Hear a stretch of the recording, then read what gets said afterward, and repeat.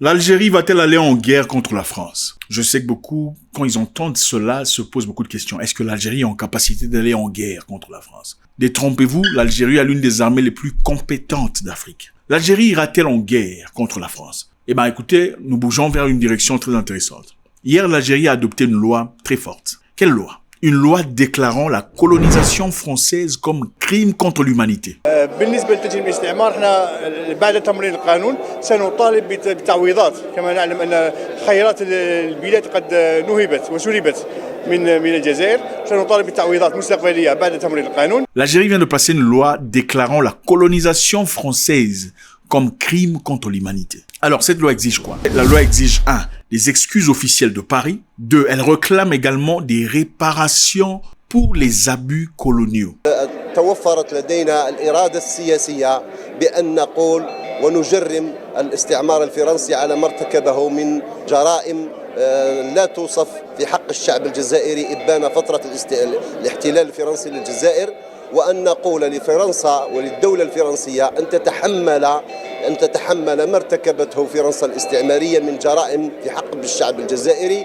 Donc, ce n'est pas seulement une loi qui passe, c'est une loi qui exige des excuses de France et secondo, des réparations. On parle d'argent ici. La France, évidemment, a réagi en qualifiant cette décision de hostile à l'égard de la France. Évidemment, pour comprendre ce qui se passe aujourd'hui, il faut simplement regarder ce qui s'est passé dans le passé. 1830, la France débarque en Algérie officiellement, en colonisateur. On colonise l'Algérie pour 132 ans. Cette période, évidemment, fut marquée par des confiscations de terres, la torture et des massacres. Les Algériens, comme beaucoup d'Africains d'ailleurs, ont subi des moments très difficiles entre les mains de la France. Cette colonisation, évidemment, se termine en juillet 1962 avec l'indépendance. Mais pendant ce temps, qu'est-ce qui s'est passé vraiment? Vous savez, généralement, quand un colonisateur vient dans n'importe quel pays, la première chose qu'on fait, c'est effacer votre identité. On vous fait oublier qui vous êtes. Okay? C'est très important. Sur le plan mental, intellectuel, sur le plan religieux aussi, il est important que vous effaciez ce que vous avez comme donné. Si pas vous directement, en tout cas vos enfants. Comment ça se fait avec les enfants? Quand on punit les parents en leur forçant d'effacer ce qu'ils sont, les enfants naissent et apprennent naturellement que leur nouvelle identité est en effet leur identité. Alors l'effacement d'identité par la France était caractérisé par quoi? La France numéro 1 a démoli les mosquées métropolitaines majeures en Algérie. 2. La France a incendié les villages et profané les cimetières. Donc, comme vous pouvez bien vous imaginer, quand on démolit les mosquées, qui faisaient partie évidemment de la culture algérienne à l'époque, on essaie de détruire leur identité. Quand on détruit les villages en les brûlant, on essaie d'effacer les traces. Quand on profane les cimetières, c'est-à-dire en sortant les corps, on essaie de faire quoi en réalité?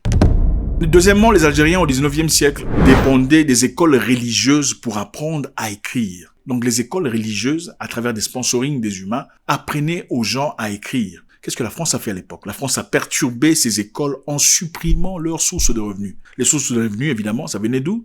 Ça venait des contributeurs, des gens qui avaient un peu d'argent à dépenser. Et cela, évidemment, comme conséquence, a conduit à un faux tort d'analphabétisme et l'arabe à l'époque a été marginalisé. Les Français ont imposé le français. Arrivé à peine pendant 3 décennies, plus de 100 000 Français avaient quitté la France pour aller s'installer en Algérie. Et avec ça, évidemment, ce n'était pas en paix. Les historiens algériens disent que 1,5 million d'Algériens étaient tués par le même procès. Les Français, évidemment, disent qu'il y en avait à peine 300 000 qui étaient tués. D'après vous qui dit la vérité. Et tenez en compte qu'à l'époque, l'Algérie avait une population totale à peu près 3 millions d'habitants. Donc si on en prend 1,5 million, c'est carrément la moitié de la population qui était décimée. En 1945, juste après la Deuxième Guerre mondiale, les Algériens se sont levés désirant le retrait de la France. Ils voulaient que les Français rentrent chez eux. La guerre est finie.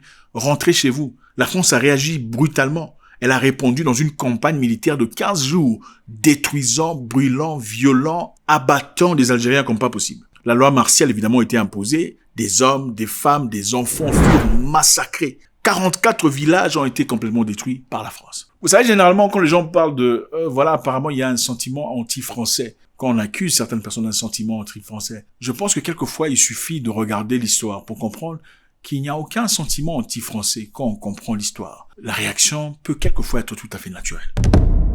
L'occupation de l'Algérie par la France pendant 132 ans était caractérisée par beaucoup de tortures. Les tortures, évidemment, étaient simulées par des simulacres de noyade. waterboarding, quand on vous verse de l'eau comme ça avec une histoire, question de vous donner l'impression de vous noyer. Il y avait des chocs électriques imposés aux humains, il y avait des enterrements vivants des Algériens, il y avait des personnes jetées d'hélicoptères, donc l'hélicoptère vole, on vous balance par-dessus bord, il y avait des viols massifs des femmes algériennes.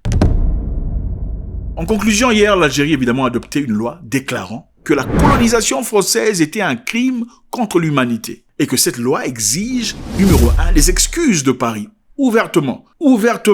Numéro 2, des réparations d'argent, évidemment, pour les abus coloniaux. Et la France a réagi en déclarant ceci comme une décision hostile. Maintenant, je pense que c'est intéressant de pouvoir comprendre d'où ça vient. D'où vient cette histoire? Ok? Parce que beaucoup de personnes se diront, ça fait quand même longtemps cette histoire, pourquoi l'Algérie n'a jamais réagi? Pourquoi maintenant? Rendez-vous compte d'une chose. Vous voyez ces terres ici? C'est le Western Sahara, le Sahara occidental. C'est une terre qui a été colonisée par les Espagnols jusqu'en 1975.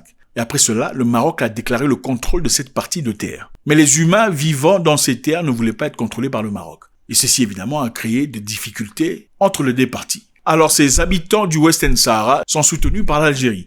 Et très récemment, M. Emmanuel Macron avait soutenu l'idée du Maroc, selon laquelle le Maroc devrait contrôler cette partie de terre. Et je pense, bien sûr, en premier lieu, au Sahara occidental, à propos duquel j'ai souhaité, au nom de la France, préciser ma vision en m'adressant à Sa Majesté le roi Mohamed VI le 30 juillet dernier.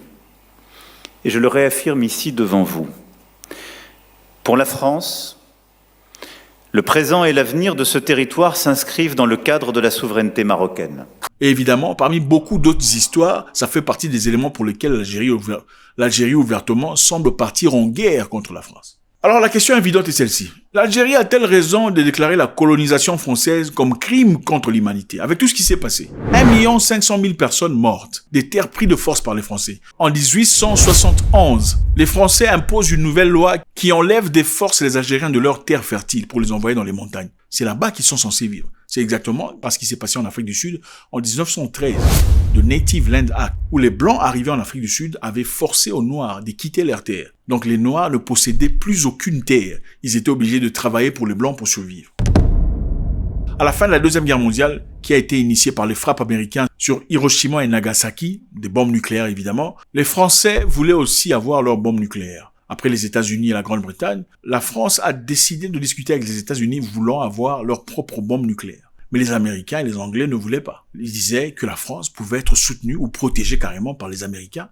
Donc il n'y avait aucune importance que la France possède ses propres bombes nucléaires. Les Français à l'époque, avec Charles de Gaulle, n'étaient pas tout à fait d'accord avec l'idée de dépendre des États-Unis ou de la Grande-Bretagne. La France a embauché des chercheurs du pays qu'on ne cite pas et d'autres personnes pour s'asseoir et faire un travail assidu pour la création de la bombe atomique française. Et cette bombe atomique était testée où? Pas en France. La bombe atomique était testée en Algérie. Officiellement, il est dit qu'il y avait 17 tests reconnus nucléaires en Algérie, dans le désert. Mais officieusement, apparemment, il y en a eu beaucoup plus que ça. Il y a eu des détonations souterraines, des détonations dans des endroits qu'on n'a pas explicitement nommés. D'ailleurs, récemment, l'Algérie a demandé à la France de pouvoir donner toute une liste, tout un map de là où les bombes ont été détonnées pour que l'Algérie puisse faire un travail de cleaning, de nettoyage. Malheureusement, la France n'a pas voulu donner ces informations. Et vous comprenez bien qu'après une détonation d'une bombe atomique, qu'est-ce qui se passe après? Il y a des effets secondaires. Il y a des enfants qui naissent avec une jambe, un œil et beaucoup d'autres choses. Faites-moi savoir ce que vous en pensez. C'est toujours avec beaucoup de plaisir. God bless.